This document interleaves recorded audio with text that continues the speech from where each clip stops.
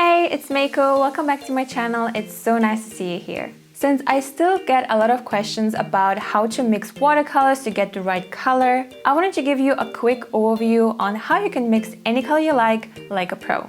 Now let's talk about the basics first, because I feel like it's something that is overlooked a lot, but it's the most important basis for your watercolor mixing success. Now, as you might know, we have three color families: red, yellow, and blue. And before some of you scream, but the primaries are magenta, cyan, and yellow, not red, blue, and yellow. Yes, you're totally right when it comes to your printer, but when it comes to painting, it can be very limiting and stressful if you just focus on magenta, yellow, and cyan. Because depending on what type of red, yellow, and blue you're mixing, you either get a super vibrant color or a more dull and more muted version of that color. I cover this topic about how to avoid muddy colors in more detail in my video about how to avoid muddy colors, so you can check it out after watching this video. Now, what are the differences between the red, yellow, and blue colors? If you look at the primary colors more closely, you'll notice that one of them always leans towards a specific secondary color. The cool primary colors are the ones that lean towards the cool colors such as green. They tend to be very vibrant, almost like neon colors. They look very similar to magenta, cyan, and yellow. Warm primary colors are the ones that lean more towards warm colors such as orange. They usually look softer and less intense. The same goes for greens. You can either have a warm or a cool green color. Now, if you're completely new to this and you absolutely don't see the difference, don't worry. It just takes a little bit of time for your eyes to get familiar with that. So take your time, look at different colors side by side to really understand what exactly is the difference. Whenever I talk about cool and warm colors, it's always relative, meaning that the color red is actually a warm color, but compared to another red, it can actually be cooler. So they are cool and warm reds in relation to each other. And to figure out what colors you can mix by using your colors in your set, I would recommend to create a color mixing chart. First, create a grid on your watercolor paper.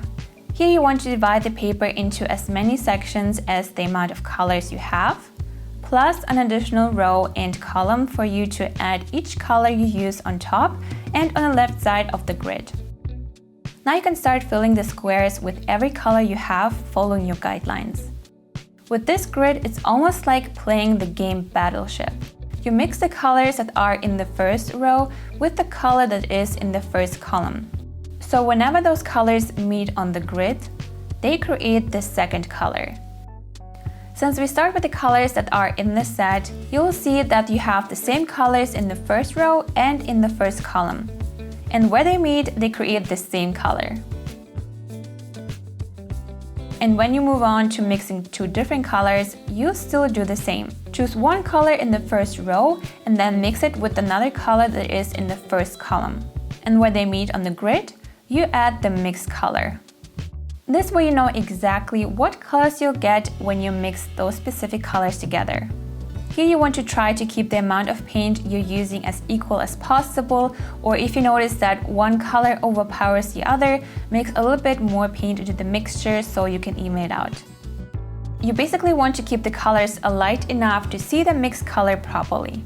If you want to take this even further, you can also use the same mixed color that you added to the upper part of the grid and dilute it with a little bit of water to make it lighter. And then you can add it to the lower part of the grid the same way. Just follow the grid and whenever they connect, add the color. This way you'll not only have an overview of what colors you can mix, but also you'll see how they will look when you slightly dilute them with water. You'll also notice the use of the greens and the browns in your watercolor palette. They are there for you to not only have pre-mixed colors to paint with, but also to be able to desaturate or tone down any of your super vibrant colors. That's because green and red are on the opposite sides of the color wheel, and the colors that are across each other on the color wheel always neutralize each other. Again, I have a whole separate video on that, why that happens, that you can check out after watching this video. Now, if you want to take this even further, because let's say you need different types of greens and oranges, you can actually create a separate mixing chart. So for example, if you want to mix an orange, depending on how much red or yellow you're using, you'd rather get a yellow orange or a red orange. The same goes for mixing greens. Depending on how much blue or yellow you add to the mixture, you either get a blue green or a yellow green. And you can do that with every primary color you have. Keep in mind that some colors are very staining, so when you mix a staining color with a non-staining color, the staining color will overpower, so you will have to adjust the amount of color you mix together.